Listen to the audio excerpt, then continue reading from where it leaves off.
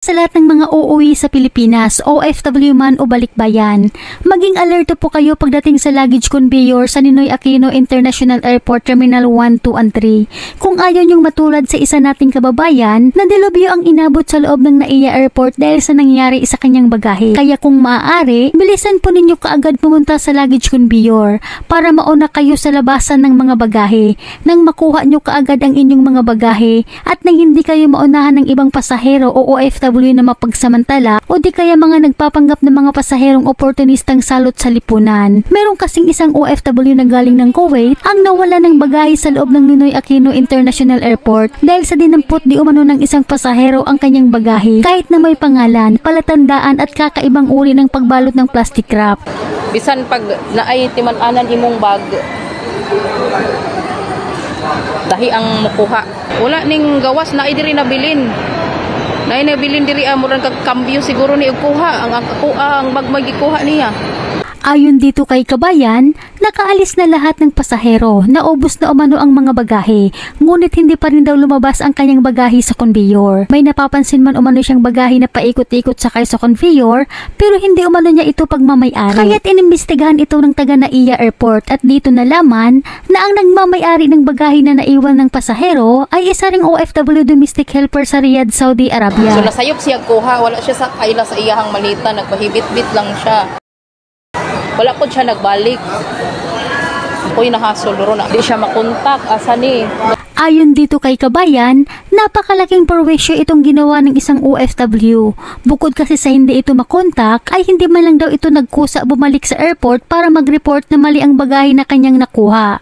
Kaya't nasabi ni Kabayan, kahit may palatandaan pa yung bagahe, kukunin pa rin daw ng iba.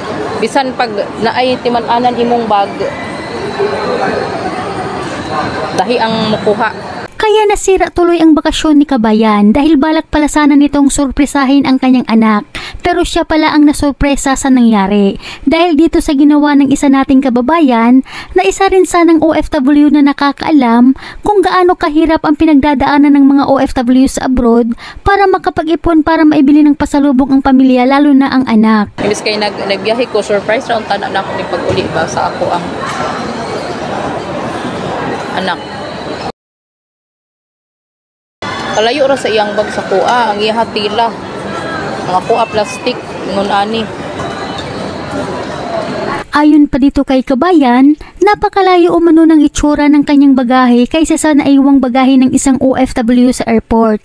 At ang nakapagtataka mga kababayan, yung OFW na nakaiwan ng bagahe ay hindi man lang daw naghanap, tila wala itong pakialam sa kanyang bagahe, walang konsyensya. Dahil ilang araw na umano ang nakalipas ay hindi man lang daw nagreklamo sa NAIA na naiwan ang kanyang bagahe. Itong isa lang nating kababayan ang gumawa ng paraan para mahagilap ang kanyang bagahe. Kaya't nagkusa itong lumuwas ulit sa Manila para makibalita sa NAIA Airport dahil mahigit isang buwan na ay wala pa ring update sa kanyang bagahe. Sa post ni Kabayan, may patama ito sa OFW na nagkuha sa kanyang bagahe. Ani sa kanya, sana makonsensya ka, ibalik mo ang maleta ko. Yung maleta mo binigay sa akin ng airline pero hindi ko kinuha. Hindi ako interesado kasi gamit mo yun. Nasa NAIA Terminal 3 Gulf Air Office lang.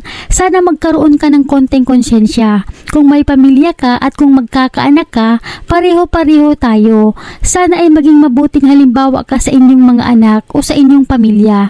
Ilang araw na pero wala pa ring update sa malita ko. Grabe ang ginawa mo sa akin. Aside from spending money, stress na ako. Instead, I want to relax. Nakakahiya ang pag-iyak sa harap ng ibang tao dahil nakikiusap ako ng may tumulong sa akin na ituro ka. Sana makonsensya ka rin at mag-effort na hanapin ako. Ito yung mga halimbawa mga kababayan kung gaano kalaki ang problema na inyong kakaharapin kung mangyari sa inyo itong masamang karanasan ni Kabayan. Kapwa pa mismo OFW ang nagkuha ng kanyang pinaghihirapan sa abroad, kaya magdubli ingat po kayo. Ang po ay nanawagan sa mga taga-Cotabato kung maaari, baka matulungan nyo ako na mahanap ko yung babae na ang pangalan si Kadir Ahmad Salimbay. Isa po rin siyang OFW galing sa Saudi Arabia. Tawagan po ako sa mga taga-Cotabato kung maaari, baka kung kilala nyo siya, pakisabi naman po na gusto kong mabawi or makuha yung aking malita kasi mahalaga po talaga sa akin yun. Sa'yo naman kabayan, kung nakikita mo naman itong video ko na nakapost, sana mag-effort ka rin na maibalik mo sa akin yung malita ko. Kasi ilang araw na talaga hindi ako makatulog sa kakaisip.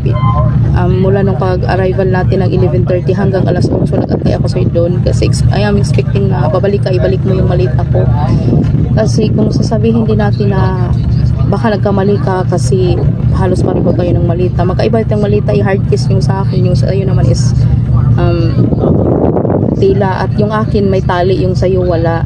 Sana naman magkaroon ka ng kunting konsensya at ibalik mo sa akin yan.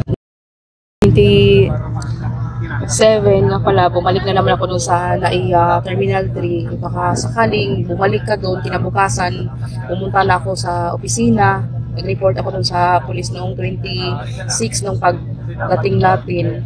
Nag-request ako ng reviewing footage sa CCTV, kaso hindi rin natapos. Umaasa na lang talaga ako dito sa social media na matuntun kita, mahanap kita para humingi ng tulong. Kaya magsilbing aral po sa atin itong naging karanasan ni kabayan, mga kababayan. Kaya dapat pagkababa natin sa eroplano, magtungo kaagad tayo sa conveyor.